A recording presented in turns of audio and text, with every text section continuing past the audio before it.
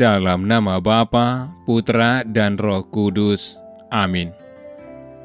Tuhan Yesus, kami hendak mendengar dan merenungkan firman-Mu.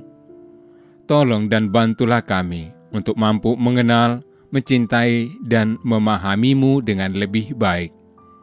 Bantu kami untuk mengenali kehendak dan firman-Mu dalam hidup kami.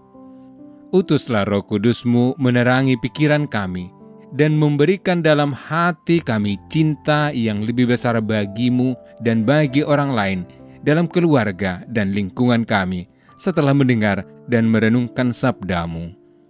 Amin.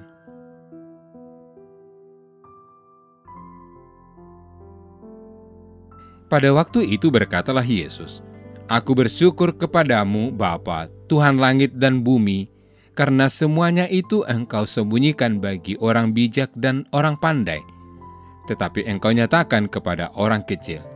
Ya Bapa, itulah yang berkenan kepadamu. Semua telah diserahkan kepadaku oleh Bapakku, dan tidak seorang pun mengenal anak selain Bapa, dan tidak seorang pun mengenal Bapa selain anak, dan orang yang kepadanya anak itu berkenan menyatakannya." Demikianlah sabda Tuhan. Saudara-saudari yang dikasihi Tuhan, ketika masih kecil, seorang anak sangatlah patuh dan taat pada orang tuanya. Kalaupun ia melawan, sangatlah mudah bagi orang tua untuk menenangkan dan mengatasinya. Sangat berbeda ketika mereka menjadi dewasa. Segala sesuatu dipertanyakan dan diprotes, serta melawan dengan keras, bahkan tega bertindak kasar terhadap orang tua. Demikian juga dalam kehidupan beragama. Tidak jarang, seiring bertambahnya pengetahuan dan perkembangan teknologi, orang mulai mempertanyakan kebenaran tentang Allah, tentang Kristus Penyelamat, bahkan mulai meragukan keabsahan etika dan moral. Mempertanyakan saja mungkin bisa dimaklumi, tapi sering terjadi kepintaran dan kehebatan itu berujung pada pemurtadan. Pada hari ini, penginjil Matius memperdengarkan kepada kita pernyataan Yesus yang mengecam sikap orang Farisi dan ahli Taurat yang merasa diri paling pintar, pandai, dan bijaksana dalam konteks kehidupan keagamaan orang Yahudi. Sikap merasa diri pintar di kalangan orang bijak pandai Yahudi ini membuat mereka menutup hati terhadap kebenaran dan Yesus sendiri. Mereka menolak Yesus serta ajaran-ajarannya. Saudara, sikap orang Farisi ini berbanding terbalik dengan sikap orang miskin, pemungut cukai, dan kelompok marginal yang selalu mencari Yesus dan mendengarkan Dia. Mereka menerima Yesus di rumah, makan bersama dengan Dia, dan memberi dari kekurangan mereka untuk kebutuhan sesama. Disinilah inti doa Yesus yang mengatakan, "Semuanya kau sembunyikan bagi orang bijak dan orang pandai, tetapi kau nyatakan kepada orang kecil." Orang-orang kecil adalah orang yang tidak berpunya, tapi mengandalkan ketulusan dan kerendahan hati untuk menerima.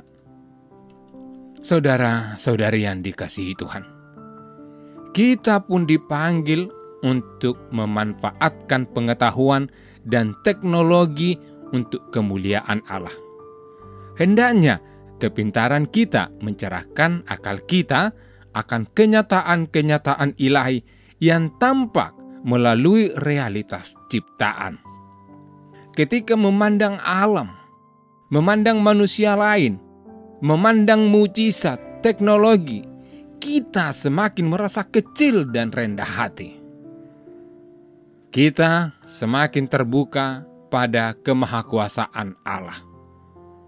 Semakin mendengarkan Dia dan semakin berusaha untuk memahami kehendak-Nya dalam kehidupan setiap hari. Ingat saudara, kesombongan membutakan pikiran dan hati. Ketika hati dan pikiran buta, ia menutup diri pada kebenaran dan Allah sendiri. Tuhan memberkati kita semua. Ya Tuhan yang Maha Kuasa, kami bersyukur atas firman-Mu yang kami dengar dan renungkan hari ini. Kami memohon agar Engkau membuka hati dan pikiran kami untuk memahami ajaran-ajaran-Mu. Izinkan firman-Mu menjadi panduan dalam hidup kami, agar kami dapat hidup sesuai dengan kehendak-Mu. Berikanlah hikmat, pengertian, dan kuasa Roh-Mu, agar kami mampu melaksanakannya dalam segala aspek kehidupan kami. Bimbinglah kami dalam setiap langkah kami, dan izinkan firman-Mu menguatkan kami dalam iman. Terima kasih atas kasih-Mu yang begitu besar dalam memberikan firman-Mu kepada kami. Kami antarkan doa ini dengan pengantaran Putra-Mu Yesus Kristus, penyelamat kami. Amin. Allah yang Maha Kasih, kami bersyukur atas rencana perjalanan apostolik Bapak Suci Fransiskus ke Indonesia.